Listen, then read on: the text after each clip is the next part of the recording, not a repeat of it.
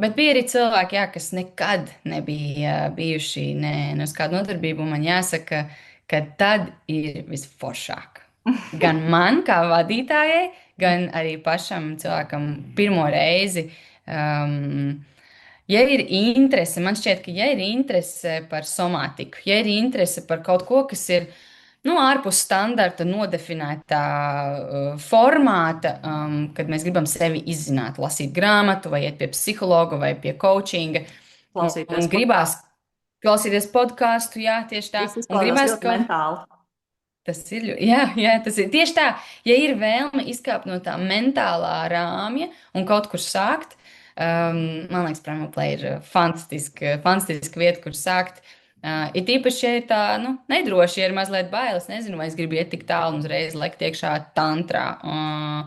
Vai es, jā, jā, kontaktu improvizācijas, starp citu, arī ļoti, ļoti labs veids, kā kaut ko iesākt, bet Prima Play tāda pievienotā odziņa, mazliet no tantras vispār jāsaka, jā.